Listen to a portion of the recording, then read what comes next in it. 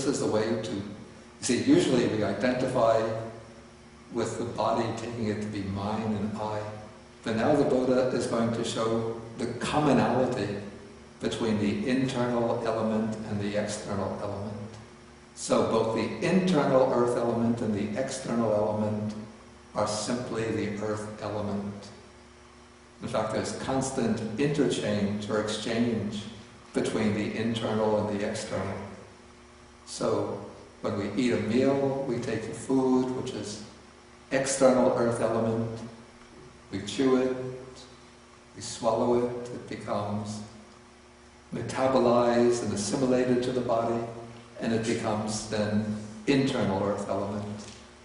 And then the waste from the food and also waste shed by the body comes out through various organs of excretion, and it becomes external earth element. Okay, so if we just look at them in terms of the characteristics, not identifying one as being I or myself, the other as being external, but we just see them as the property of hardness or solidity, we see that they're both earth element. And then we contemplate this as it really is with proper wisdom. This is not mine, this I am not, this is not myself. So we kind of detach the mind from its identification with the solidity of the body. And so then the Buddha says, when one sees this as it really is with proper wisdom, one becomes disenchanted with the earth element. That is, one is no longer enchanted with it by taking it to be I and mine. And then one makes the mind, or the mind becomes dispassionate towards the earth element. Okay, then next the Buddha moves into the water element, or the liquid element. So this includes all of the parts of the body that are primarily liquid. So what is the internal water element? Whatever internally belonging to oneself is water, or we could say liquidish, and clung to. Then he mentions, I think it's 12 parts of the body. Bile, phlegm, pus, blood, sweat, fat, tears, grease, spittle, snot, oil of the joints, urine, or whatever else internally belonging to oneself is liquid-like, and clung to. This is called the internal liquid element. Okay, so now, having highlighted the parts of the body that illustrate or exemplify the liquid element, again he's going to show the commonality between the inner liquid element and the external liquid element. Okay, so one contemplates both the internal water element and the external water element are simply the water element, and that should be seen as it actually is with proper wisdom. This is not mine, this I am not. This is not myself. Again, when one contemplates it with proper wisdom, then one becomes disenchanted with the water element, and the mind becomes dispassionate towards the water element. Next comes the fire element, and then the Buddha selects the parts of the body, or let's say bodily functions, that illustrate the working of the fire element. So whatever internal to the body is fire, fiery, and clung to, that by which one is warmed, that is the warmth of the body, the caloric, the natural temperature of the body, that by which one is aged and consumed, because according to the Indian physiology, it's the activity of the fire element that makes the flesh of the body age more quickly. You know, if you go to live in a hot climate, the skin dries up more quickly and then wrinkles more quickly than if one lives in a cooler climate. At least that's what they say. Okay, and that by which what is eaten, drunk, consumed, and tasted gets completely digested. Because digestion is just a process of burning up the food.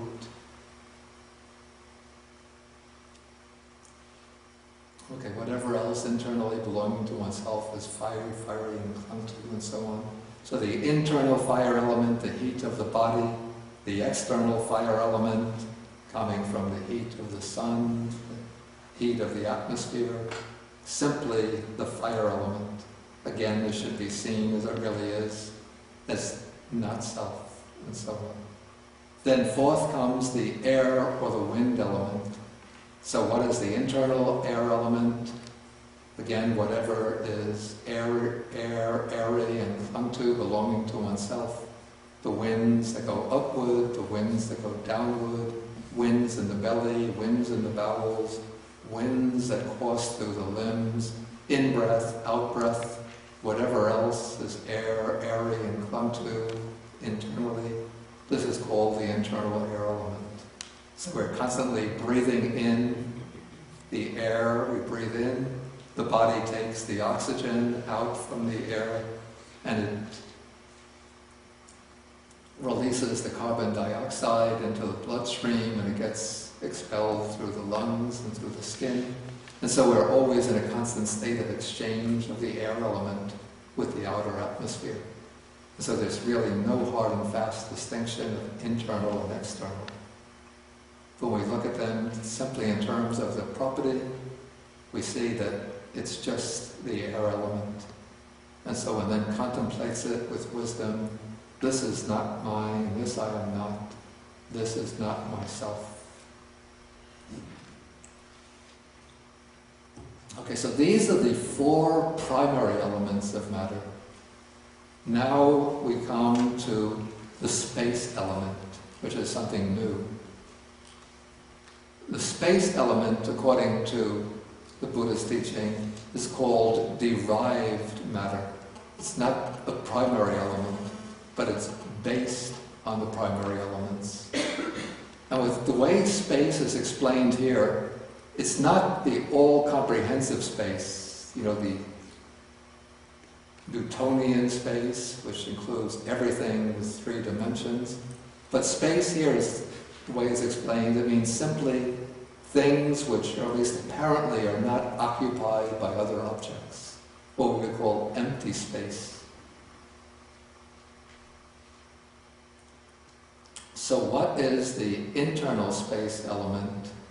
Whatever internally belonging to oneself is space, spatial and clung to. Okay, here comes the illustrations. The holes of the ears, the nostrils, the holes of the nostrils, the door of the mouth, we would say the mouth itself, the inside of the mouth. And that aperture whereby what is eaten, drunk, consumed, and tasted gets swallowed. Is that the esophagus? Is there another more common name for that?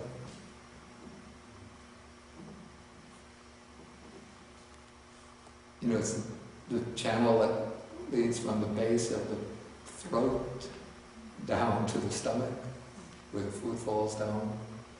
Okay. And then where it collects in the space in the stomach, and where it is excreted from below, that would be the empty space in the intestines and the anus. And whatever else internally belonging to oneself is space, spatial, and clung to. This is called the internal space element. So that's the inner space, and then we have the external space element, all space that's not occupied by objects. And that should be seen as simply as the space element, and it should be seen as it really is with proper wisdom. This is not mine, this I am not. This is not myself. And then as one contemplates it in that way, one becomes disenchanted with the space element, and the mind becomes dispassionate towards the space element.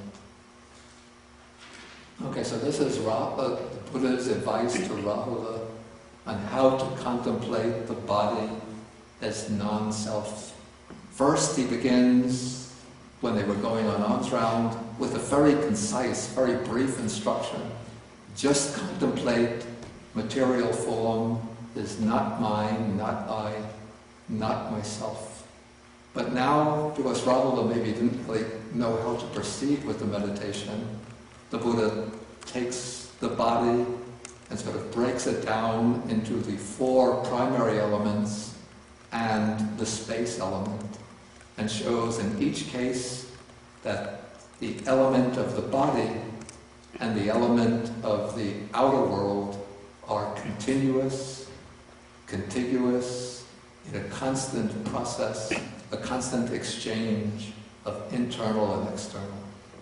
And so when one views the body in this way, one sees that there's no essential difference between this physical body and the matter of the external world. And then one disidentifies oneself, de-identifies oneself with the material substance of the body.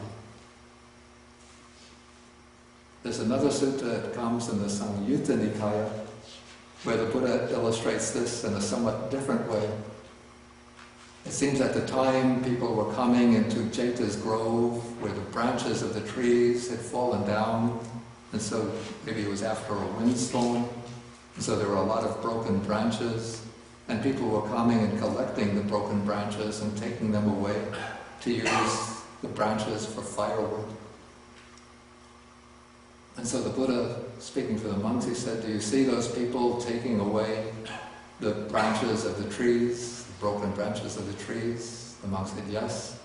The Buddha said, "Do you think when they're taking away the branches, they're taking away what is mine, they're taking away what I am, they're taking myself away?" And the monks say, "No, Bhante." And the Buddha says, in the same way, you should look at your body. The body is not self, just as the branches, the broken branches, are not self.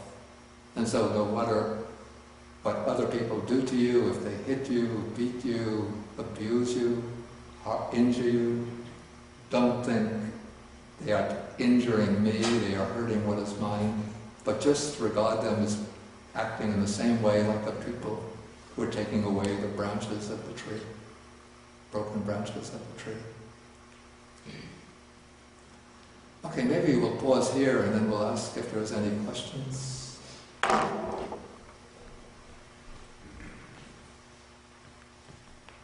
Which sutta was that? It's in, I think it's in the Kanda Samyutta. That's chapter 22. And the title of the sutta is not, I think it's called Not Yours.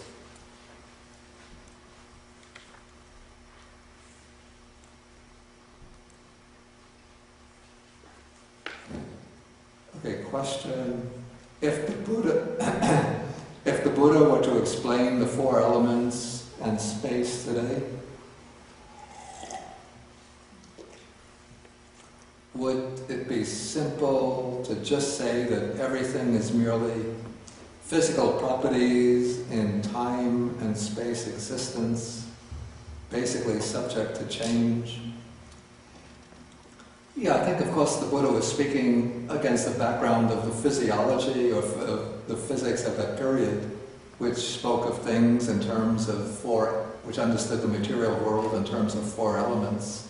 If the Buddha were teaching today, he might speak, more explicitly about different muscles, cell structures, molecules, maybe processes like metabolism.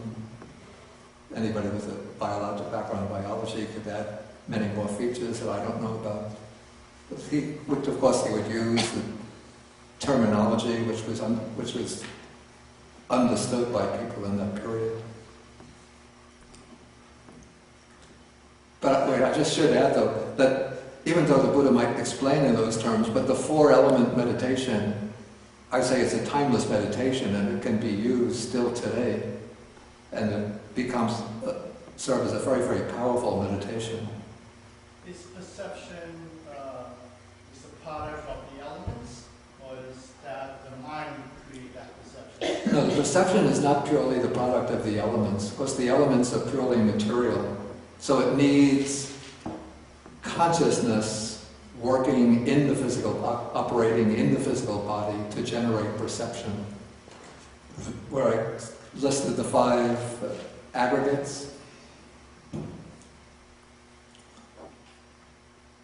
The 4 elements belong to the aggregate of material form, but for feeling, perception, and volitional activities to take place, one needs consciousness. So it's consciousness in the body. So it's interdependence with each other. They're interdependent, yeah.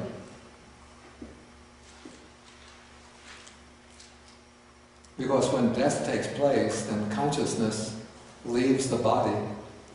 And so the body is still there, made up of the 4 elements, but there's no more feeling, perception, or volitional activities. Okay, another intimate question. There is no mention of the 6th consciousness, of the 6th element consciousness in this sutta. Why? In quantum physics, the consciousness would play a key role in physical properties and existence. Of course, I don't really know quantum physics very much about quantum physics. But I think in this sutta, probably the Buddha is just, sometimes he mentions 6 consciousnesses, 6 elements, including consciousness. Here, I think, because the initial occasion for the sutta to take place was the pride that Rahula was feeling about his body. He was proud of his physical beauty. And so the Buddha wanted to teach him how to contemplate the body as being not self. And so the Buddha therefore focused on the 5 elements. But there are other suttas which mention consciousness as an element. But here it's just not relevant to the occasion. Any further questions? Okay, Neil? I think I heard you say that at this point that this teaching is being given that Rahula is a monk. Oh, yeah, Rahula became a monk at the age of 7. Okay. So now he's, according to the commentary, he's 18. Okay. And I mean, and Sariputta is his teacher. Yeah, Sariputta was his ordination teacher. Yeah. So it strikes me curious that after Rahula passes him and gives him that instruction, he has to ask the Buddha how his mindfulness of breathing developed and cultivated. I would have thought he would have learned that from Sariputta. Yeah, I have to say it's a little puzzling too. But maybe he had gotten instructions from Sariputta, but maybe he just wants to get it from the Buddha's mouth. I just have to guess. I don't know. It's a good point, though. And also, I mean, he's been in the Sangha he was ordained at the age of 7, 11 years in the Sangha. I would think in that time he would have gotten explanations of the 4-element or 5-element meditation as well. Why does he have to get it on that occasion? Yeah, Richard. What's the relationship between mental formations and volition? But as some texts say, that listing the 5 skandhas or aggregates list volition, and some list formations or mental formations. Yeah, you see, the Pali word is sankhara, a word which is very difficult to translate into English with one specific English word. And the word sankhara is used in the text in different ways. So sankhara, when it's explained in the suttas, the Buddha says that, or he explains the aggregate of sankharas in terms of chaitana, which means volition. And so volition is obviously, it's the chief factor in the aggregate of sankharas. But the Buddhist tradition uses sankhara as a broad umbrella category for including all mental activities that don't come under any of the other aggregates. So all the wholesome and unwholesome mental factors or mental qualities come to be included within the aggregate of sankharas. So that's why sometimes you have mental formations, sometimes simply formations, sometimes mental activities, sometimes volitional activities. In the case of this Bhikkhu Tanispro, fabrications, some use mental constructions.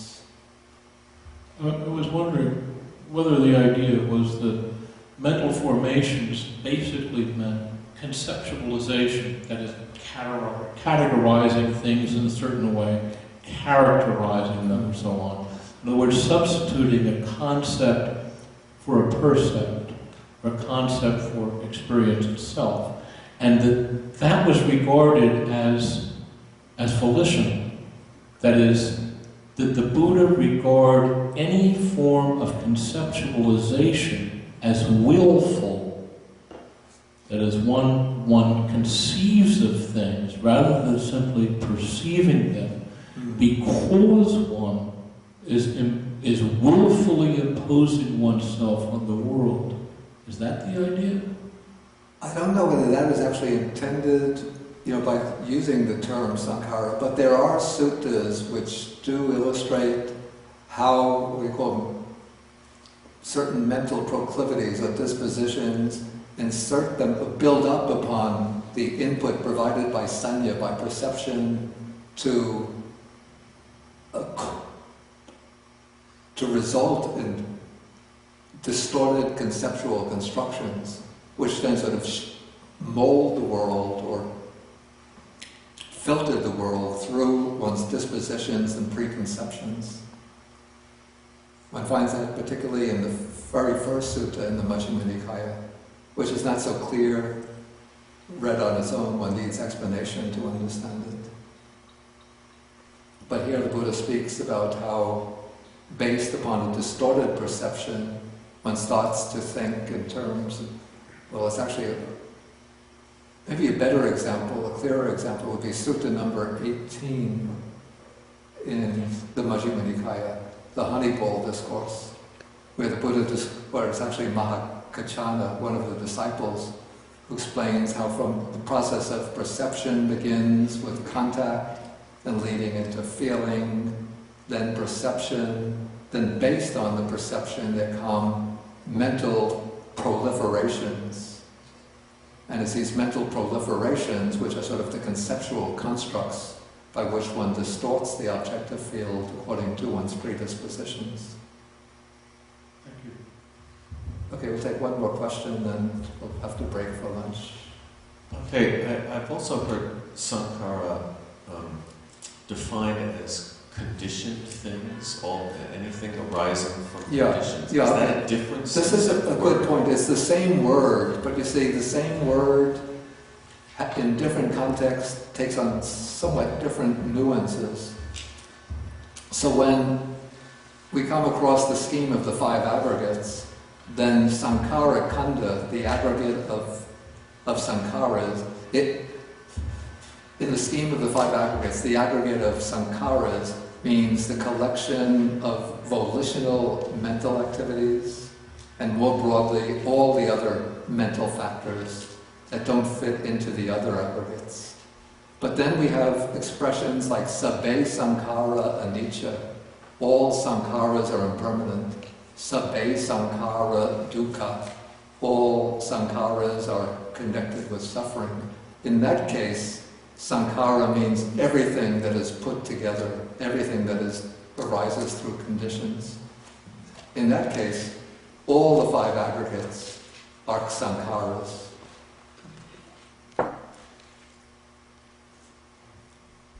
So then the third use is in dependent origination, the 12 factors of dependent origination. The second factor is sankharas. Because of ignorance, there are sankharas. Because of sankharas, there is consciousness. Here, sankhara means the volitional activity that creates karma. So it's through ignorance that we engage in activities that give rise to karma, both wholesome and unwholesome karma. And then there's that wholesome and unwholesome volitional activity that conditions consciousness and eventually will propel consciousness into a new form of existence through the process of rebirth.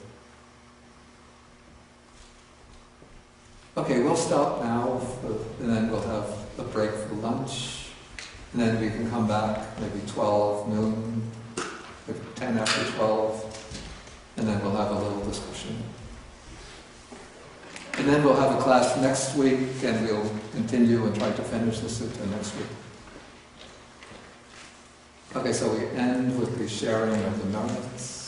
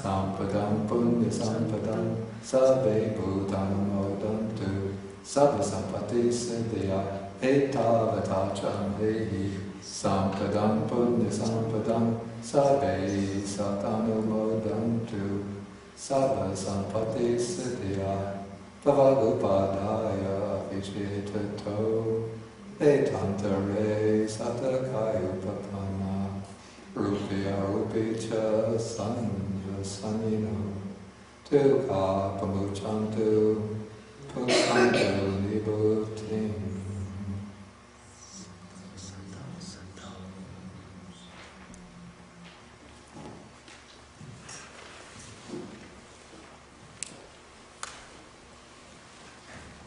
Okay, so we can stand.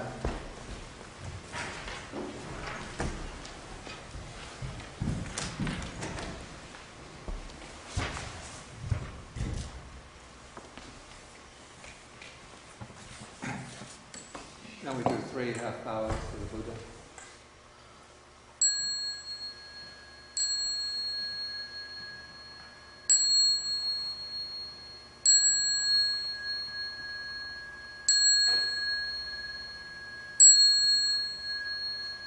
Bow to Bande.